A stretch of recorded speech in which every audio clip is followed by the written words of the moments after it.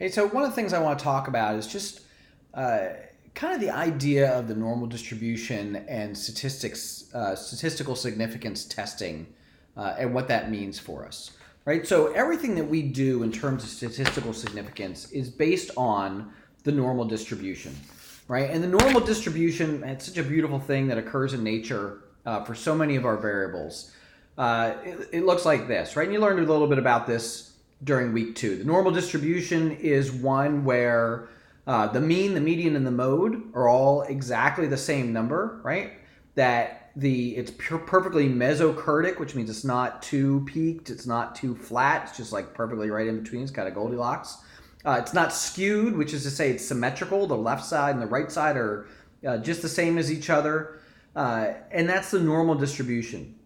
And what's nice about the normal distribution is that along with that comes some facts. In particular, the idea that 68% of the population, or 68% of our sample, or 68% of whatever is within the normal distribution as a frequency distribution, is within one standard deviation of the mean, right? So this is a histogram.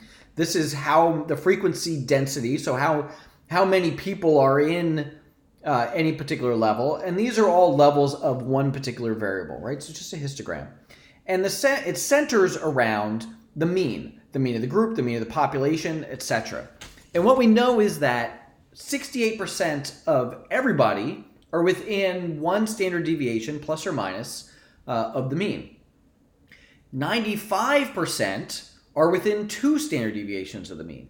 And 99% are within 3 standard deviations of the mean, which means if you're more than 3 standard deviations away from the mean, so for instance, let's say that you are, say, above 3.5 standard deviations of the mean, which means you have a z-score of 3 or greater when you are at least 3 standard deviations away from the mean. That means that you are a very extreme case. You are only in 1% of the population. And so we're willing to say, you might be from a different population, or you might be from a different sample, or you're a very extreme case. And that's really what it comes down to then when we do our statistical significance testing.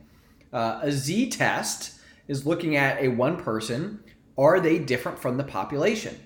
We'd say, well, if they're pretty close to 0, right, or very close to the mean for the population, right? So if we take height, right, are you pretty close to the mean height of everyone else? If so, you're probably the same as everybody else.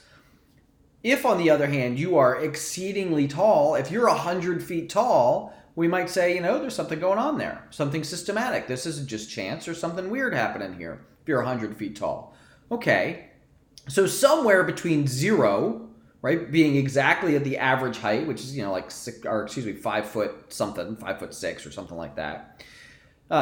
Something between no difference from the mean and 100 feet greater than everyone else, somewhere in between those two is our decision point for saying you are different in some way, right? Or to say that this person or this case is different in some way. It is so extremely different from the rest of the population by using the mean by comparison that there's something going on here.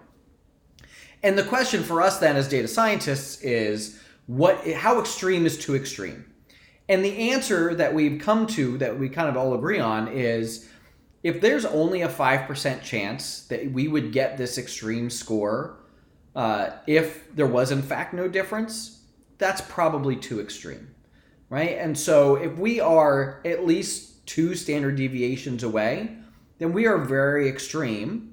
And we're willing to say that probably comes from a different population.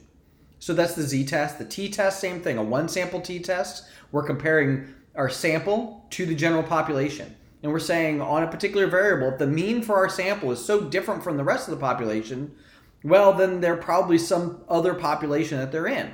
And how far is too far to say that there's such a big difference? Well, if there's only a 5% chance, or p less than 0.05, if there's only a 5% or less chance that we would have gotten this extreme group mean from if the actual difference was 0, then there's something systematic going on here. Same thing when we look at dependent sample t-tests.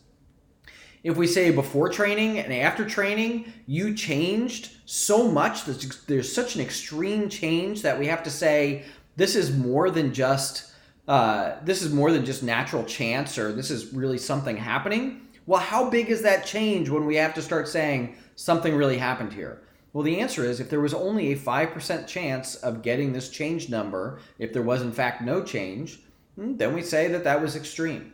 So that's really what this all comes down to, is determining how big of a change, how big of a relationship, how big of a score as compared to a population is so big and so extreme that we're willing to say this is significant. This is a statistically significant difference. And what we agree on is when the probability of getting this extreme score is less than 5%. Now, the probability of getting that if there was no difference, if you were in fact part of the population, if nothing changed, if the relationship was zero, the chances of getting this are 5% or less, then we say there was a systematic difference. That is statistically significant.